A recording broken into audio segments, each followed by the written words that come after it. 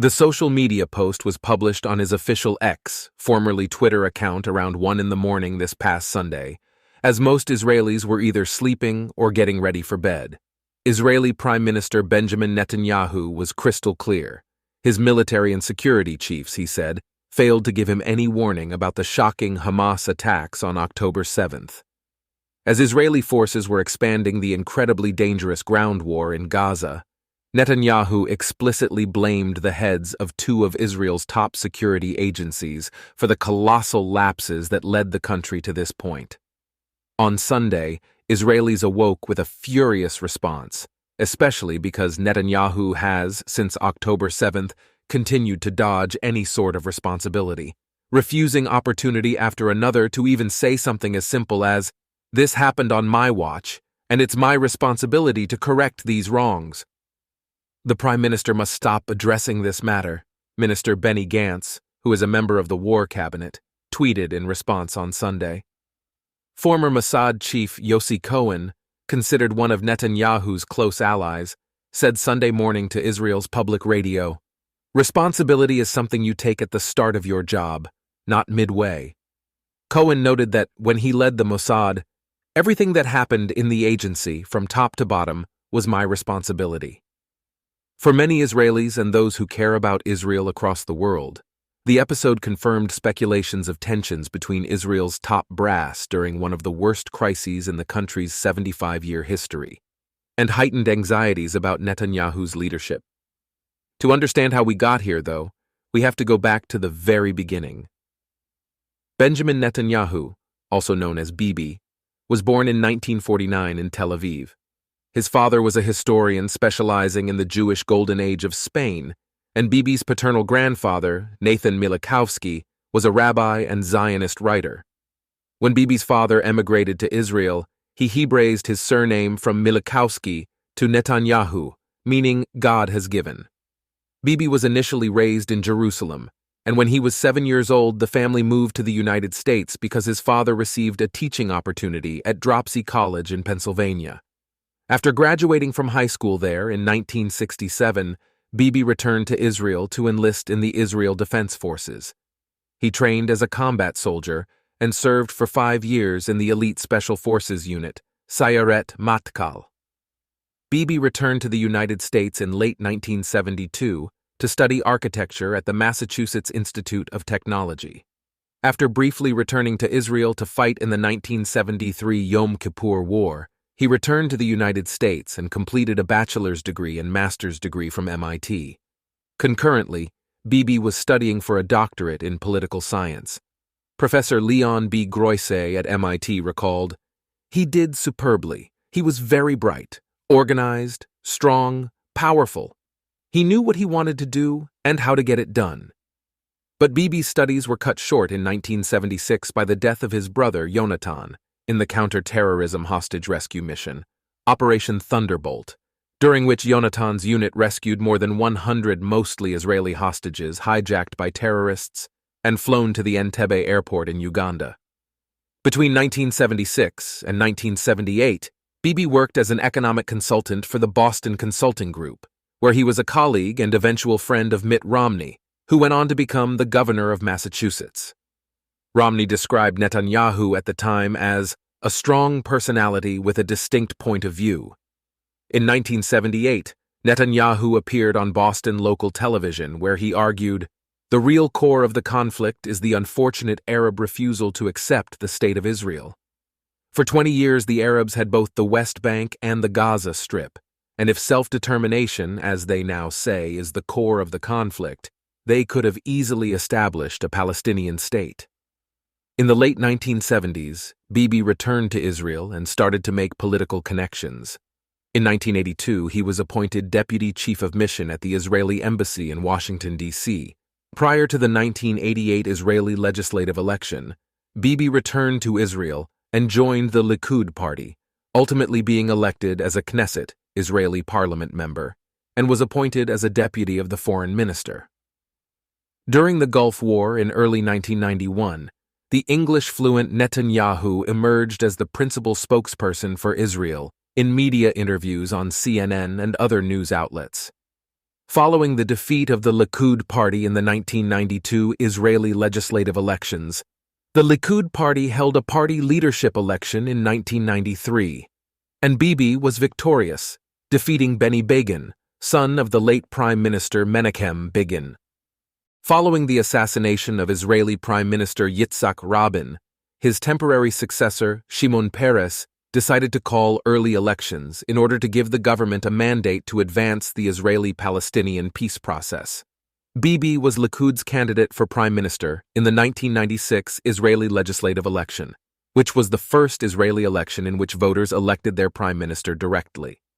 Netanyahu hired American Republican political operative Arthur Finkelstein to run his campaign, and although the American style of sound bites and sharp attacks elicited harsh criticism, Bibi won the 1996 election, becoming the youngest person in the history of the position and the first Israeli prime minister to be born in the State of Israel.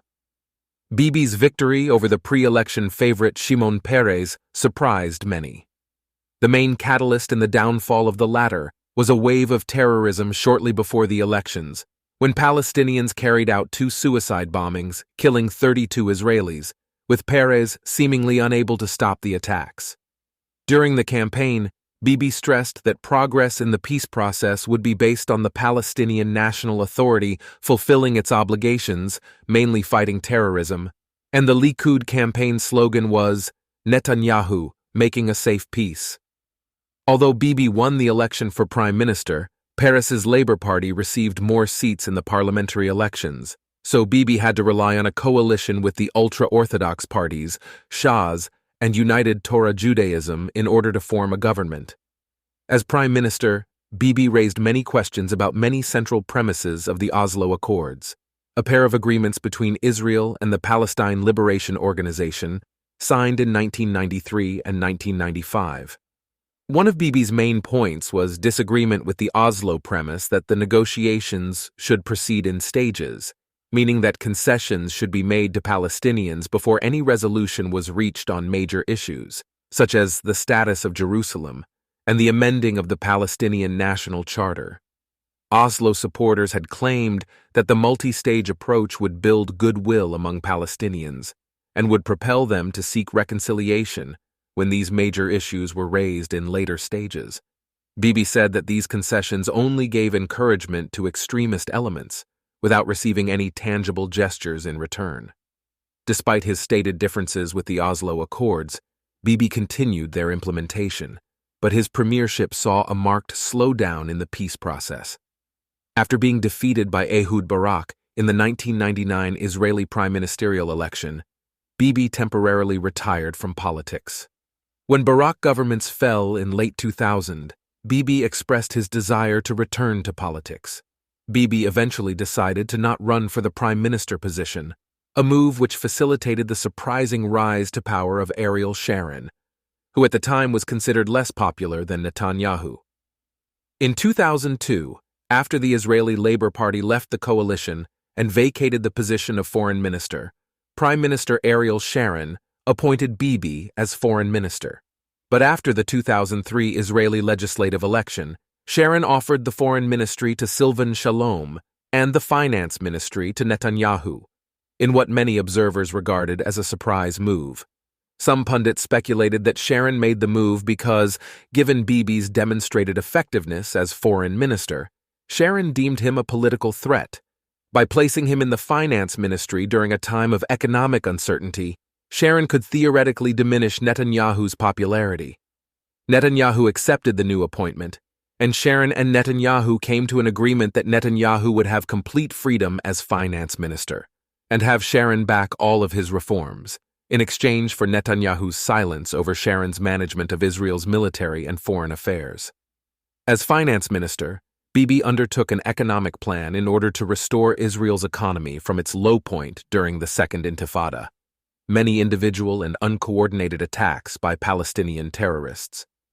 Netanyahu claimed that a bloated public sector and excessive regulations were largely responsible for stifling economic growth.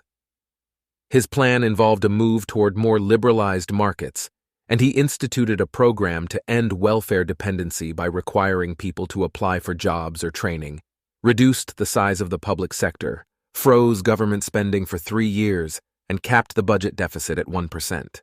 The taxation system was streamlined, and taxes were cut, with the top individual tax rate reduced from 64% to 44%, and the corporate tax rate from 36% to 18%.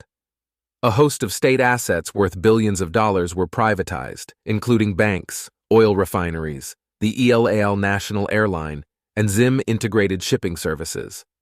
The retirement ages for both men and women were raised, and commercial banks were forced to spin off their long-term savings. In addition, Netanyahu attacked monopolies and cartels to increase competition. As the Israeli economy started booming and unemployment fell significantly, Netanyahu was widely credited by commentators as having performed an economic miracle by the end of his tenure. Ultimately, unemployment declined while economic growth soared. The debt-to-GDP ratio dropped to one of the lowest in the world, and foreign investment reached record highs. In 2004, Bibi threatened to resign from office unless the Gaza pullout, a plan to unilaterally withdraw Israeli settlements, settlers, and army infrastructure in the Gaza Strip, was put to a referendum. He later modified the ultimatum and voted in the Israeli parliament, indicating immediately thereafter that he would resign unless a referendum was held within 14 days. Following through on his words, Bibi submitted his resignation letter in 2005, shortly before the Israeli cabinet voted 17-5 to approve the initial phase of withdrawal from Gaza. In 2007, Bibi was re-elected as chairman of Likud and its candidate for the post of prime minister. 2 years later, he was again elected the prime minister of Israel, a position he held, following additional re-elections, since 2021. Term limits on prime ministers do not exist in Israel. In January 2017, Bibi was investigated and questioned by Israeli police in 2 interconnected cases. In one case, he was suspected of having obtained inappropriate favors from businessmen. And in the other one, Bibi was alleged to try to strike a deal with the publisher of the Yedioth Aeronaut newspaper group, Arnon Moses, to promote legislation to weaken Yedioth's main competitor, Israel Hayom, in exchange for more favorable coverage of Netanyahu. In August 2017, Israeli police confirmed for the first time that Netanyahu was suspected of crimes involving fraud, breach of trust, and bribes in these cases. The next day, it was reported that the Prime Minister's former chief of staff, Ari Haro, had signed a deal with prosecutors to testify against Netanyahu in these cases. In February 2018, Israeli police recommended that Netanyahu be charged with corruption. According to a police statement, sufficient evidence exists to indict the Prime Minister on charges of bribery, fraud, and breach of trust in the 2 cases. Netanyahu responded that the allegations were baseless and that he would continue as Prime Minister. In November 2018, it was reported that Economic Crimes Division Director Liat Ben-Ari recommended indictment for both cases. In February 2019, the Israeli Attorney General announced his intent to file indictments against Netanyahu on bribe and fraud charges in 3 different cases. Bibi was formally indicted in November 2019, and if convicted, he could face up to 10 years in prison for bribery and a maximum of 3 years for fraud and breach of trust. Netanyahu is the first sitting prime minister in Israel's history to be charged with a crime. In November 2019, it was announced that Netanyahu, in compliance with legal precedent set by the Israeli Supreme Court in 1993, would relinquish his agriculture, health, social affairs, and diaspora affairs portfolios. The matter of forcing a prime minister to resign due to an indictment has yet to be tested in court. He was officially charged in January 2020, and the criminal trial was set to begin in May 2020, after being delayed by the COVID-19 pandemic. As of today, the criminal trial is still ongoing. In May 2021, tensions escalated in Jerusalem, and Hamas fired rockets on Israel from Gaza, which prompted Netanyahu to initiate Operation Guardian of the Walls for the next 11 days. After the operation, Israeli politician and leader of the Yamina Alliance, Naftali Bennett, announced that he had agreed to a deal with leader of the opposition, Yair Lapid, to form a rotation government that would oust Netanyahu from his position as prime minister. The next month, Bennett and Lapid formed a coalition government, and Netanyahu was ousted as prime minister, ending a 12-year consecutive tenure. However, Bibi's ousting didn't last for long, as the rotation government sputtered, and in 2022, Netanyahu was re-elected as prime minister, forming Israel's most hardline, far-right coalition in its history. The first months of Netanyahu's sixth term were centered around reforms in the judicial branch, which drew widespread criticism and created immense strains in the country's social fabric, including among its vaunted security and military establishments. Critics highlighted the negative effects it would have on the separation of powers, the office of the Attorney General, the economy, public health, women and minorities, workers' rights, scientific research, the overall strength of Israel's democracy, and its foreign relations. Many Israelis believe that Bibi felt personally betrayed by his country trying to accuse him of incarceration-level crimes, which prompted him to form Israel's most hardline, far-right coalition. In addition to advancing their own extremist agendas, this coalition would surely pass legislation to protect Bibi from sitting in jail, among other measures that would best serve Bibi's personal and political interests. Then, Hamas's war on Israel broke out on October 7th, putting Bibi in a precarious position. Many Israelis waited for him to demonstrate impeccable leadership skills during this unprecedented time in Israel's history. And after more than 3 weeks of this war, they're still waiting. Netanyahu said this past Saturday that his judicial overhaul plan was no longer on the agenda, but his refusal to accept any responsibility publicly for the Hamas debacle has further eroded confidence in his leadership. Opinion surveys since October 7th have indicated overwhelming public trust in the military and plummeting faith in government officials.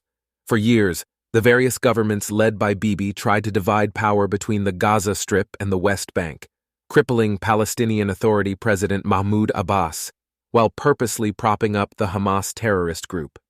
The strategy was to diminish the likelihood that Abbas or anyone else in the Palestinian Authority's West Bank government could work toward establishing a Palestinian state. Amid this strategy to restrict Abbas, Hamas was elevated from just a terrorist group to a social political organization with which Israel held indirect negotiations via Egypt, and one that was allowed to receive infusions of cash from abroad.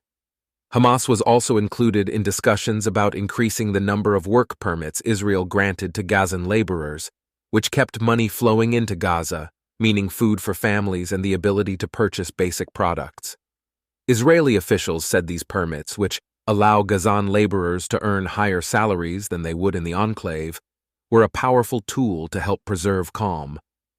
Most of the time, Israeli policy was to treat the Palestinian Authority as a burden and Hamas as an asset. Far-right Minister Bezalel Smotrich, now the finance minister in the hardline government and leader of the religious Zionism party, said so himself in 2015.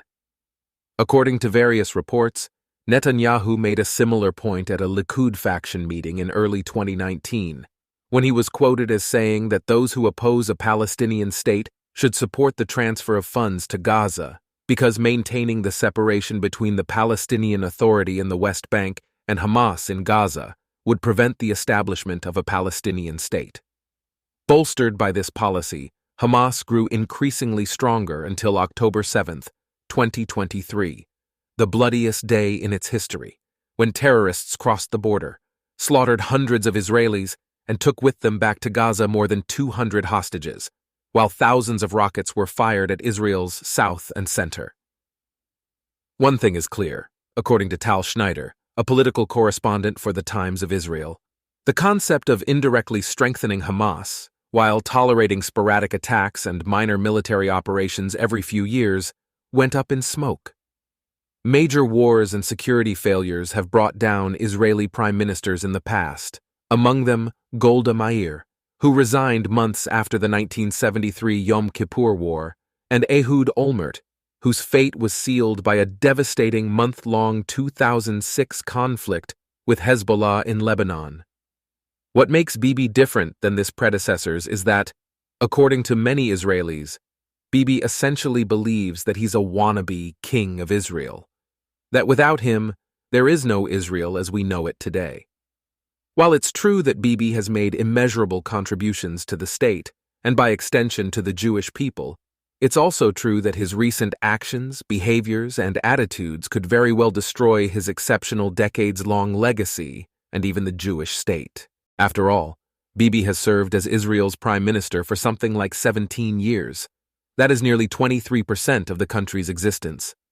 Throughout much of his tenure, he has delivered remarkable success, progress, and prosperity to the only democracy in the Middle East and one of the most impressive countries in the world. But when you've reigned over a country for almost a quarter of its existence, it starts to feel more like a monarchy than a premiership. Going back deep into Jewish history, virtually every king of Israel ended up on the wrong side of Jewish history. To think that Bibi's fate will be different than theirs is both foolish and frightening. Still, Bibi has an extraordinary opportunity in front of him to eradicate Hamas and other Palestinian terrorist organizations that threaten Israel and the region's stability, to restore the significantly depleted confidence and security among both Israelis and Palestinians, and to potentially end the overwhelmingly tiresome saga between Jews and Palestinians. To resoundingly accomplish all of these goals could very well change how Bibi is perceived by the majority of Israelis and the Jewish world in the immediate aftermath of this war. Heck, it's hard to imagine that he wouldn't also be forgiven for his past mistakes, missteps, and even alleged crimes. The only question is, what's driving Bibi? Is it a burning desire to write the next great chapter in Jewish history, or his hollowed impulse to remain in power?